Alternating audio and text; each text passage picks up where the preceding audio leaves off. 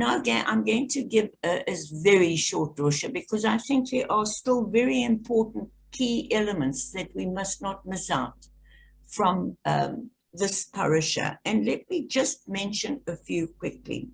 And it's concerning the parts you heard me read. In this parasha, God commands the Kohanim to remove the ashes every morning from the temple. That's really sweeping. At first glance, this doesn't seem the kind of tasks given to a holy, important person like the priest. Yet it was so important that they actually cast lots to see who would do it. We all need a sense of doing something that makes a real difference. We need to feel we're doing something very important.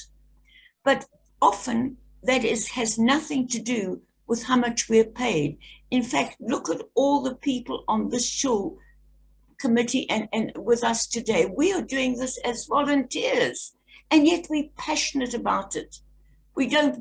Money would not make a difference.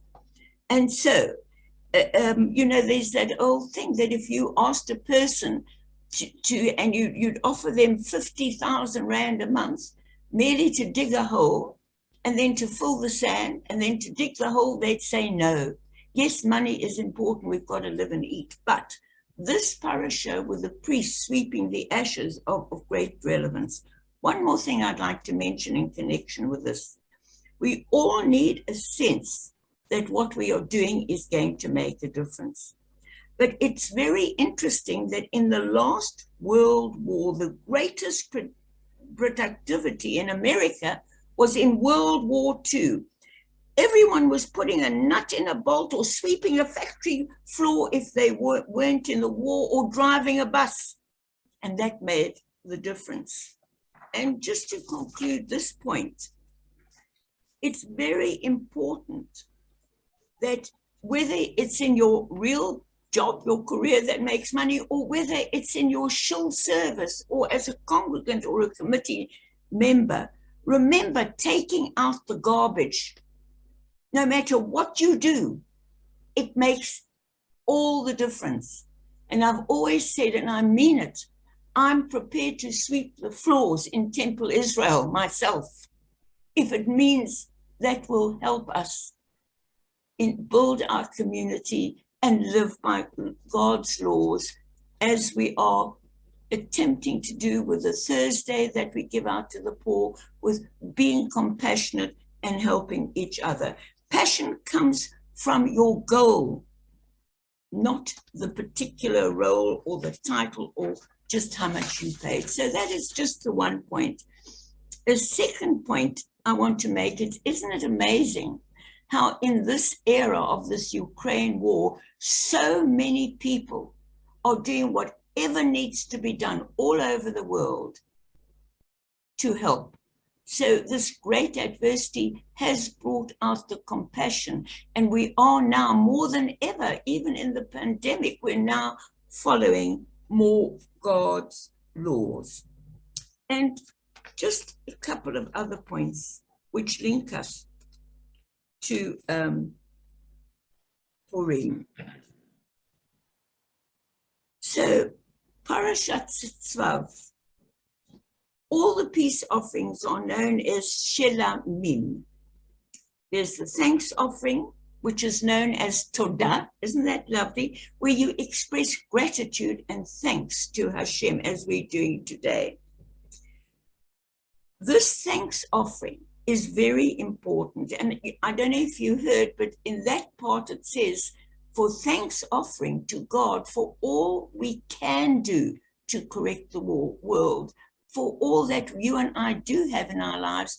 They brought many more loaves of bread, and they were allowed to eat longer. Why? Why should this be? Because the ideal thanks offering, it's like a brocha, is when people come together.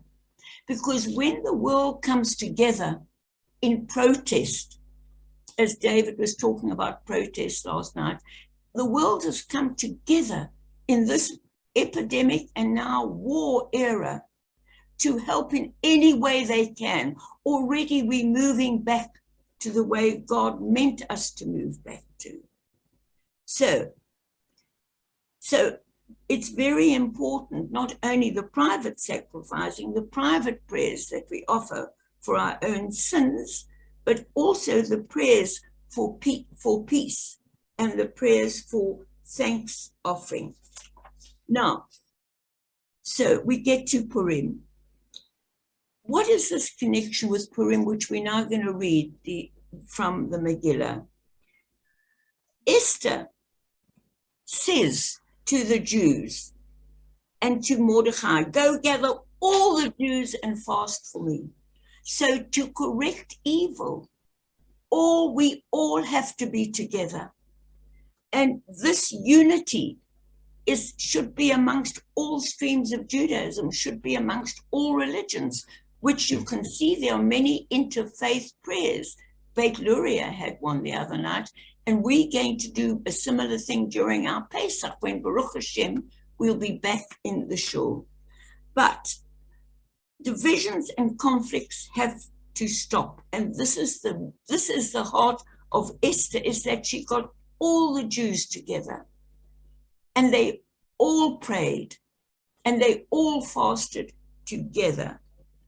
So what that means is be kind to one another. Look for what you have in common, not what's different. Stop judging each other and other people. Start loving, extend yourself, and bring light into a darker world. And with that message, we hand back